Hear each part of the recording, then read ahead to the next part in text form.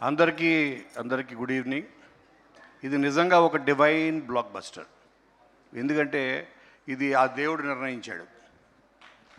Cinema trailer release అయినప్పటి నుంచి ఇది ఒక కుటుంబ విజయం. అంటే పిజే శర్మ గారి కుటుంబం, అలాగే ఒక సినీ కుటుంబం.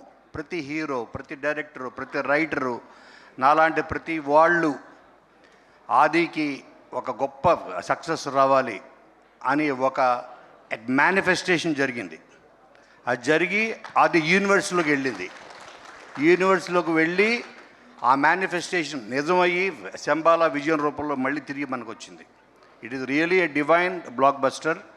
ఎందుకంటే ఆది కానీ సాయి కుమార్ గురించి చెప్పాలంటే తను అందరికి కావాల్సినవాడు. ఈ హీరో లేదు, ఆ హీరో లేదు, ఆ స్టారు, ఈ స్టారు, మెగాస్టారు, సూపర్ స్టారు, అందరి స్టార్లకి అతి దగ్గరైన మనిషి ఎవరు అంటే సాయి.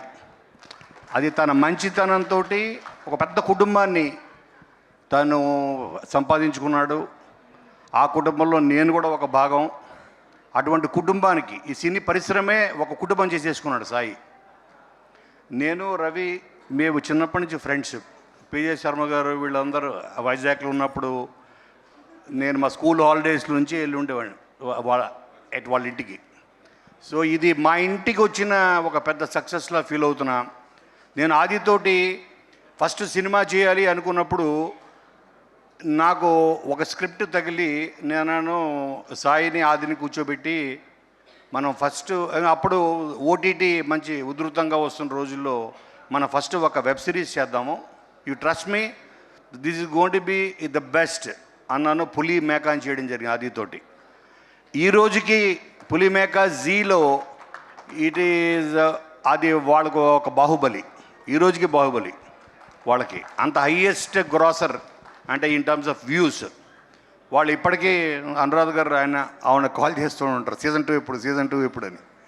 సో ఈ రకంగా తనకి సక్సెస్ రావడం అందరికీ ఆనందం ఉంది. ఎందుకంటే ఒక మంచి కథ రాసినప్పుడు ఆయన పేరు తగ్గట్టు యుగంధర్ మునిలా తపస్సు చేసి రాశాడు ఆయన. ఆ తపస్సు ఫలించింది. వాళ్ళ ప్రతి క్యారెక్టరు, ప్రతి ఆర్టిస్టు, శ్రీచరణ్ పాకాల్ లాంటి ప్రతి టెక్నీషియన్ వాళ్ళ టాలెంట్ ఎలివేట్ అవ్వాలంటే దానికి తగ్గ స్క్రిప్ట్ ఇవ్వాలి. ఆది లాంటి యాక్టర్స్ పొటెన్షియల్, వాళ్ళ స్టార్డమ్ తెలియాలి. అటు చిన్న పాప దగ్గర నుంచి చేసిన మన హీరోయిన్, ఇందులో పనిచేసిన మిసాల లక్ష్మణం, ప్రతి యాక్టరు ఎలివేట్ అయ్యారు. ప్రతి వాళ్ళు. దానికి కారణం ఈ ముని చేసిన తపస్సు, అతను రాసిన ఆ స్క్రిప్టు. సో అందుకని కంటెంట్ చాలా ఇంపార్టెంట్.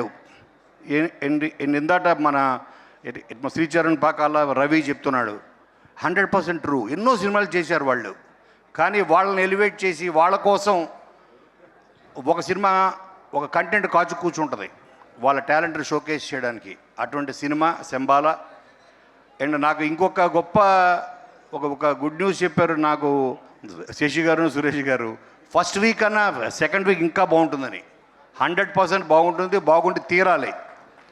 శంబాలా అనేది ఒక ఎగ్జాంపుల్ అవ్వాలి. ఎందుకంటే మీరు గొప్ప సినిమాలు, పెద్ద హీరోల సినిమాలతోటి మనకి కొత్త టెక్నీషియన్స్, కొత్త డైరెక్టర్స్ పరిచయం కారు.